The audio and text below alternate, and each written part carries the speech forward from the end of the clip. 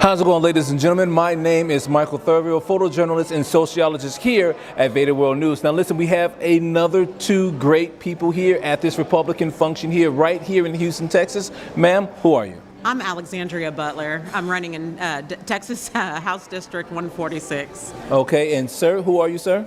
I'm Theodis Daniel. I'm the Republican nominee for House District 147. All right, let's talk very briefly. We're going to start off with you, ma'am. What are the two issues, or maybe even three issues, that you're facing right now? Number one, crime. We are dealing with crime every day. Our elders and our youth are scared to walk down the streets. They are scared to sometimes even sleep in their beds for fear that they might wake up in a hospital shot by a stray bullet. We're having bullets every day, morning, noon, and night, any time of day, it doesn't matter. So crime is number one. Number two, our next biggest issue is our school. Our literacy level is extremely low. Our children are not reading. They're not comprehending what they read. And so I think that this should be a priority for anybody. I mean, crime and our literacy rate is just enough to keep me bogged down right now. I mean, just those statistics alone are scary. Understood. And sir, what are two or three issues that you're facing on your end as a candidate? Well, I have to say, Alexandria kind of took the words out of my mouth. That's exactly what I was saying. I need you to add another one. Just I know they say great minds think alike, so this is how it's working out. But yeah, I do agree with the public safety is the main thing. Yes. Harris County is like the epicenter of violent criminals getting a revolving door and a get out of jail free card. The DAs and the judges just not doing what they're supposed to do and do the best interest to protect the public. You cannot let a violent offender or criminal out of jail on a PR bond or no bond situation. I mean, a cashless bond situation to say I promise to appear, or a low bond. You know, they took someone's life, and then, you know, how fair is it to the victim? The victim's laying in the morgue. Right. Understood. The family is going through it, and then now you're on the street living a great life. That's not going to work. And she is right. There's too many shootings right here, and it's a lot of the shootings that's happening where we stay is all black on black. Yes. And it is very discouraging, and it saddens me because I mean, from everything that we've gotten to this point, it's just like it's getting thrown away. So they're filling two things up, either the jails or funeral homes. That's right. Gotcha. Okay, so we need to try to get dads to get involved again. Understood. We need to put families back together. We do. Okay, they were destroyed during the 70s when the no man in home clause was put in effect for the Section 8s and stuff like that, which is still there. Yes, it is. Infrastructure is another one. Okay, great. And that's costly to all the taxpayers.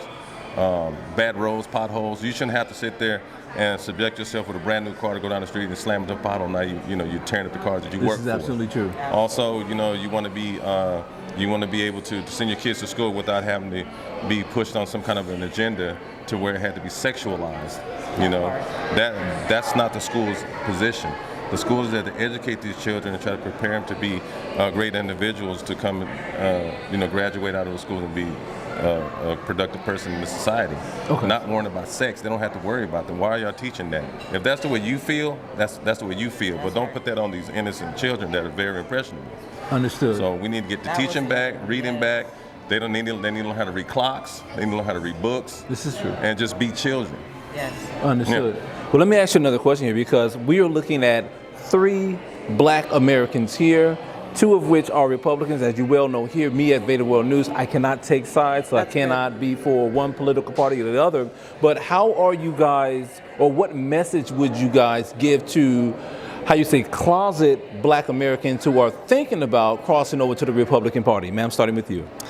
Well, first of all, I think we need to be honest with ourselves and start taking accountability, and I think that's where it actually starts, is that as a culture, we're dealing with 25% of our community that's committing over half of the violent crimes in this country.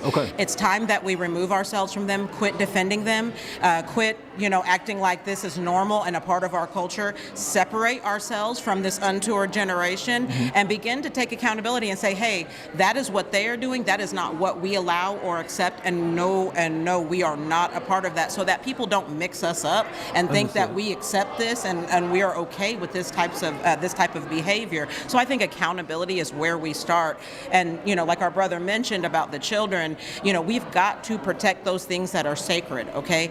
The womb of a woman should not be the most dangerous place for Understood. a child, okay? It should not be. It should be one of the most protected and most sacred places and safest places for a child. And then when they go into school, it should be on their way to school and in school should be safe environments. They should not be thrust into over-sexualized, hyper-sexualized content and just exposed and thrown out there and groomed into becoming a gender that they are not and being confused about said gender as well. And then also they should be safe to be able to go into the restroom. I should be safe as a parent knowing that when I send my child to school that my daughter can go into the restroom and there aren't boys in there and there aren't men in there and she's safe with other women in a sacred environment. Okay. So I think those types of things are important, and these are bipartisan issues. You don't even have to take a side to know that we want safe schools, safe streets.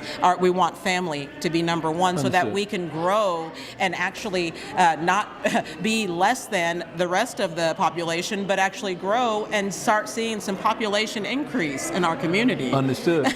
And sir, what message will you give to those Black Americans that are thinking about crossing over to the Republican side? Well, go ahead and cross over. You don't have to be loud about it. You can do it in silence. Yes. You know, you never want, you know, some people, and it's a shame that we have to sit there and hide how, you know, we think. Like when the election was happening, you know, for the presidency, there was a lot of us that didn't want to put President Trump's sign in front of the house. Anything that had to do with Republicans, were scared to put it out there, and they even had a lot of Democrats that, you know, wanted to put signs out there, but they wouldn't do it. Nobody on my street wanted to put the signs, but they all went out and voted for President Trump. Understood. And so you shouldn't be that way. But yeah, just don't be afraid of going out there and doing what you have to do, and don't feel like you have to be bullied or oppressed by how you want to vote.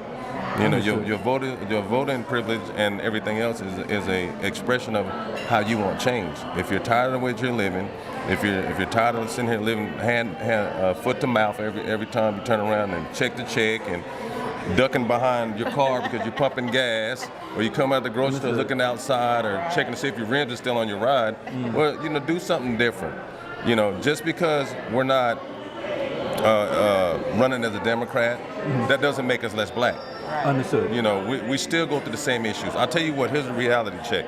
When Hurricane Harvey hit, all those people that were stuck on their houses, do you think they cared if you was Democrat or Republican? I don't think so. Because when help is there, you're gonna take it. Excellent. Well, guess what? Help is here, and guess what? Here, I'll just tell you like this, like Superman. You see this right here? Take a good look, ladies and gentlemen. Take a good look here. It's right here. So your change is here. You just have to give us a chance. Alexandria and I have a position for 24 months. Yes.